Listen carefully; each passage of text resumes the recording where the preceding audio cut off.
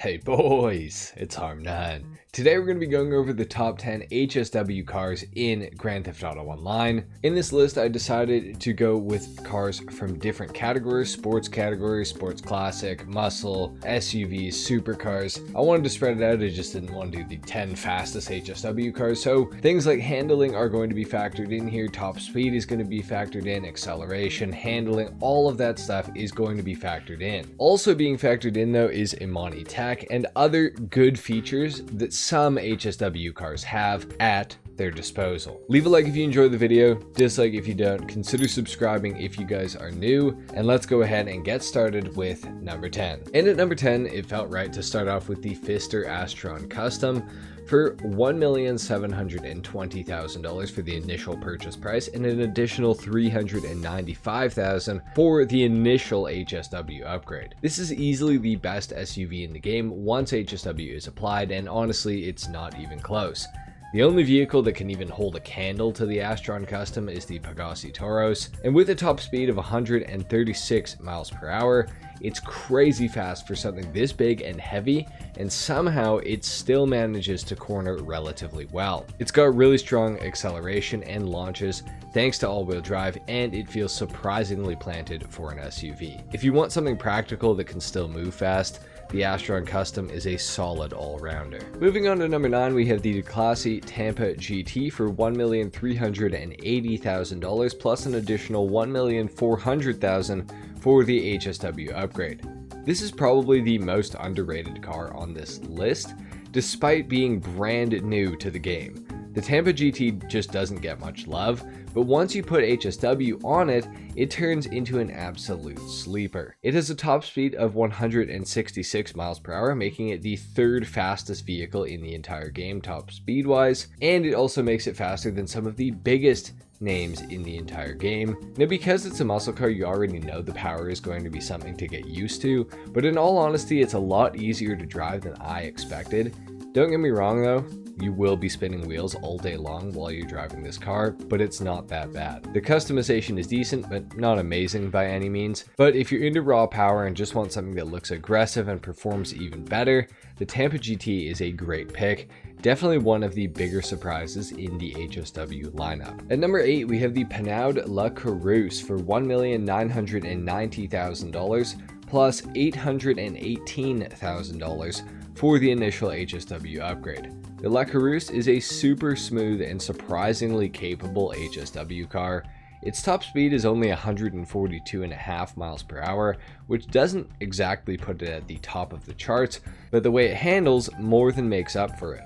It's quick, agile, and super easy to control at higher speeds, which makes it one of the more consistent performers on the list. This vehicle is so good handling wise that it can pretty easily beat out cars that have top speeds that are more than 20 miles per hour faster than it around the racetrack, just because it can go around corners so much faster than pretty much any other vehicle in the game. Considering it's electric, the fact that it's so good handling wise in GTA Online is very bizarre to me, because most electric cars in this game feel like absolute shit to drive. At number 7, we have the Grotti Turismo Classic for $705,000 plus an additional $897,000 for the HSW upgrade. And this one might surprise some people, but with HSW, the Turismo Classic hits a top speed of a whopping 151.5 miles per hour. With the HSW upgrades, it also maintains itself as the best sports classic class vehicle to race with. It handles like a dream, it's incredibly lightweight, corners very cleanly,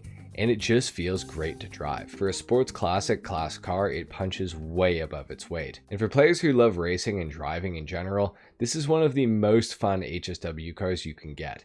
It looks sleek, it sounds good, and it's quick enough to keep up with modern supercars. Not bad for a car that costs under $1 million initially. Moving on to number 6, we have the Ubermacht Niobe for $1,880,000 plus an additional $1,800,000 for the HSW upgrade. And this is the 4th fastest car in the entire game in terms of top speed, with a top speed of just shy of 160 miles per hour. And the second you hit the throttle, you'll understand why this car is just so fast and just so good.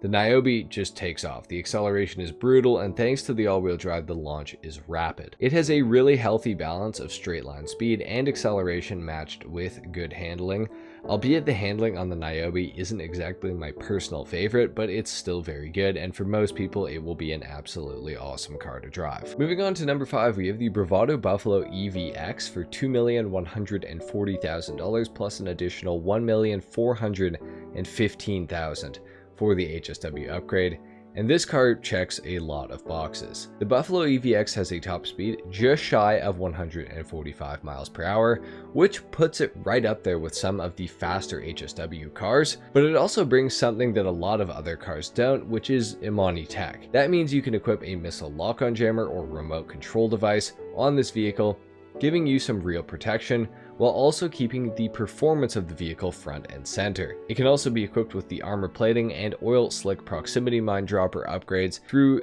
the agency vehicle workshop. And due to the fact that it's fully electric, it can take extra damage over internal combustion engine cars.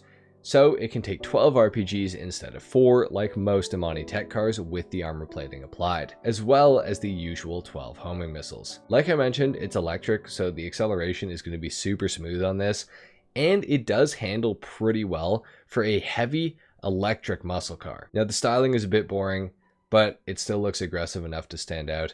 It's not the flashiest vehicle in the HSW lineup by any stretch, but in terms of being fast, practical, and protected, this is a really solid car. At number 4, we have the Pegassi weaponized Ignis for $4,500,000 plus an additional $475,000 for the HSW upgrade.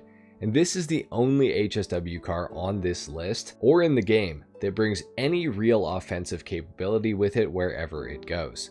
The weaponized Ignis has a top speed of 145 miles per hour, which is definitely respectable, but what makes it special is the package deal. You're getting a built-in missile lock-on jammer with the purchase of this vehicle, as well as a top-mounted minigun, and some of the most modern styling for a car in the entire game. It's fast, mean, and genuinely useful in free roam. Whether you're chasing down enemies or just want something with a bit more bite, the Ignis is one of the most capable HSW cars ROCKSTAR has ever added into the game.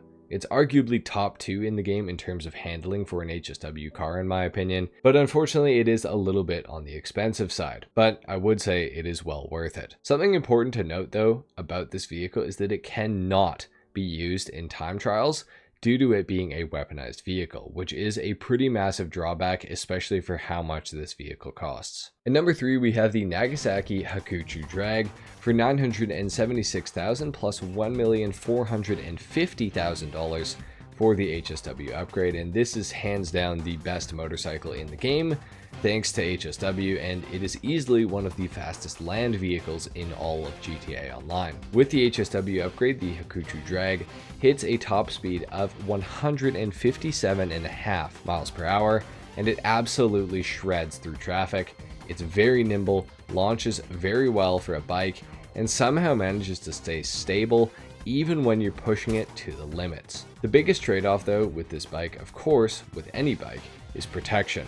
One crash or a stray bullet and you're done for on this vehicle. But if you've got some confidence on 2 wheels or you want to get some practice, this is about as good as it gets. For players who want pure performance and speed to get from point A to B, especially during time trials, the Hakuchu Drag is basically unmatched. It's high risk, but certainly very highly rewarding. At number 2, we got the Bravado Banshee GTS for $1,989,500 plus $1,900,000 for the HSW upgrade, making this one of the more expensive cars. But the Banshee GTS is an absolute unit, and it's easily one of the most exciting cars to drive in the entire game, HSW or not. This thing is ridiculously fast with a top speed of just over 172 miles per hour.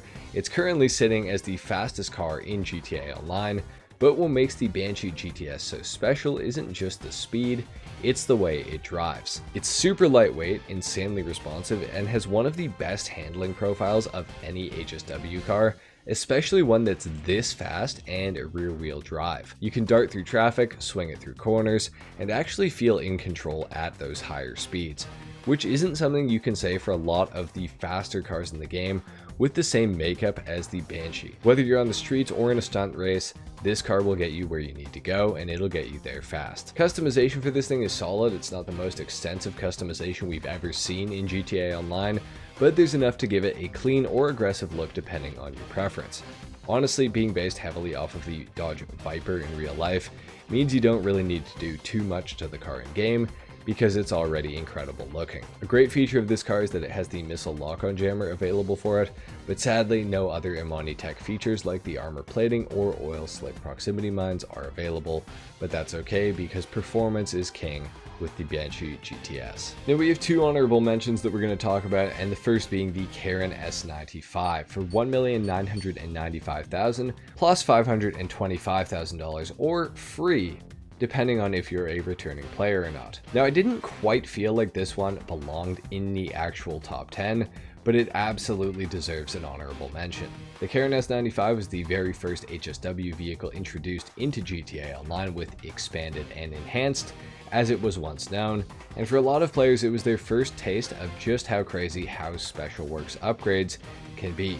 It's not the best car in the sports category, but what makes it worth highlighting is that you can actually get it for free if you're a returning player on the expanded and enhanced version of the game. Now performance wise, it's deceptively quick with a top speed of 155 miles per hour, which still keeps it in the upper tier of HSW cars based on top speed. The acceleration is snappy, the handling is a bit wonky, but it's honestly just a really fun little car to drive around. The customization is decent, not the best, but there are some clean options to make it look good without doing too much. Now unfortunately it doesn't have Imani Tech or armor plating, and it won't outrun some of the absolute monsters in the sports category like the Banshee GTS or Panhard Le Carousse, but for the price or lack thereof, it's one of the best entry-level HSW cars in the game.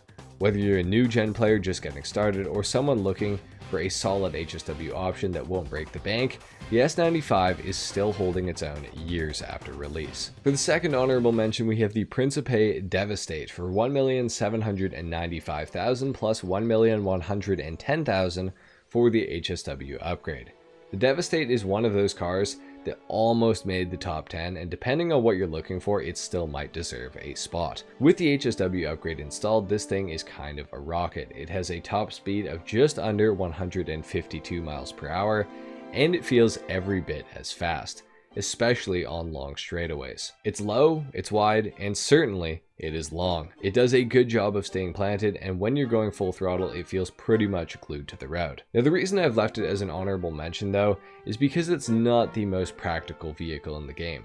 The handling isn't bad by any means, but it's definitely a little bit heavy and can feel awkward in tighter turns, especially due to the extreme length of the car. And compared to something more nimble like the Niobe, it just doesn't really hold up.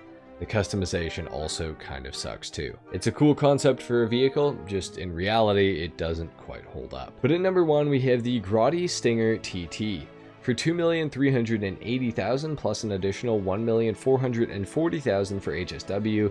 The reason I've put this vehicle so high on the list is because not only does this car have HSW, but it also features a full range of Imani Tech upgrades, and as far as a complete package of an HSW car goes, I really think this is the absolute best one overall. Now it does have its downsides like the weaker handling in comparison to some of the other vehicles on the list, but it has a top speed of just over 168 miles per hour, which currently puts it at number 2 in the entire game. Customization wise, there's some good options, but it definitely could be better. But I do feel like this car deserves some love because it is kind of a great all-rounder. It's fast for getting from point A to B across the map, while also offering protection from up to 12 homing missiles or 4 RPGs, while also not being able to get locked onto, and also being able to spin out pursuing adversaries with the oil slick proximity mines that you can drop with the car. Don't get me wrong, if you want pure speed and driving performance, you're going to want a Banshee GTS or an Ubermacht Niobe,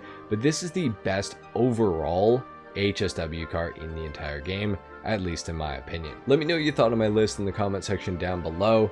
Consider dropping a like and subscribing if you guys are new and you like this style of content. And with that being said, I'll see you guys in the next video. Until then, take care. Peace.